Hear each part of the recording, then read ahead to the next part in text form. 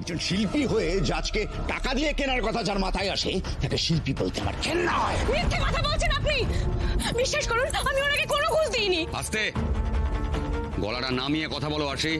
আর ঘুষ যদি তুমি নাই দিয়ে থাকো তাহলে শুট শেষ হতে না হতেই ওনার মেকআপ রুমে গিয়েছিলে কি করতে? কারণ উনি আমাকে ওনার মেকআপ রুমে ফোন করে ডেকেছিলেন, তাই গেছিলাম আমি। আমি তোমাকে ফোন করে আমার মেকআপ রুমে ডেকেছিলাম?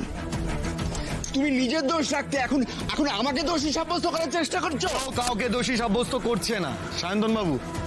আশি যেটা বলছে একদম ঠিক বলছে, কারণ আপনি আমার সামনেই ওকে ফোন করেছিলেন, আমার সামনেই তো আপনি ওকে গান গাওয়ার প্রস্তাব দিয়ে আপনার রুমে ডেকেছিলেন। আপনার হাতে কোনো প্রমাণ আছে? হ্যাঁ অবশ্যই আছে, আমার কল লিস্ট চেক করলে প্রমাণ পাওয়া যাবে।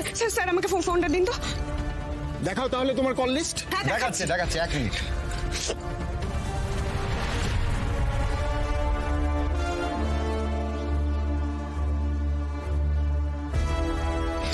আরে কি এত ঘাটছো? লাস্ট কলটা চেক করলেই তো হয়ে যায়। সেটাই তো, কিন্তু লাস্ট কল তো ঋতুতে দেখাচ্ছে স্যার। আমি কি বলছো আশি? দাও আমাকে দাও দেখি। আপনাদের এই নাটকটা না এবার বন্ধ করুন। আরশির ফোনে সায়ন্তনদার ফোন এলো আর কল লিস্ট থেকে নাম্বারটা একেবারে উবে গেল। আপনারা কি ইয়ার্কি মারছেন নাকি? তুমি হাজার খুঁজলেও তোমার ফোনে আমার নাম্বারটা খুঁজে পাবে না আরশি। সত্যি তোমার কল লিস্ট থেকে আমার নাম্বারটা কর্পূরের মতো উঠে গেছে। সমস্যা একটাই, ও ফেঁসে গেলে যদি আমার নাম্বারটা দেখিয়ে দেয়, আমি তো আমার নাম্বার থেকে ফোনটা করলাম, তো সবাই জেনে যাবে যে আমি ফোনটা করেছি। ও কাম অন সায়ন্তন দা, দামিনী এত কাঁচা কাজ করবে তুমি ভাবলে কি করে?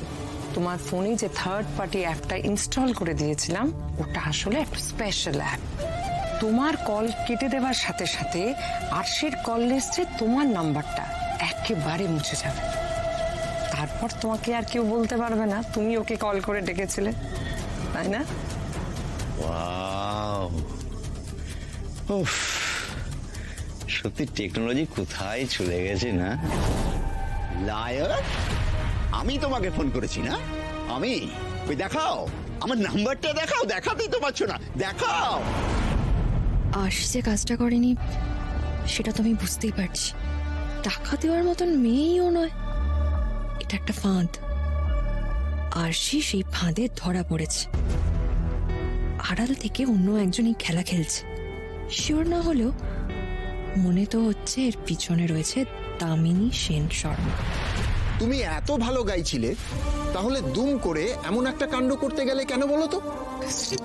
স্যার বিশ্বাস করুন আমি কিচ্ছু করিনি, আমাকে ফাঁসানো হচ্ছে। ইনি মিথ্যে কথা বলছে। যা শাট আপ আরশি।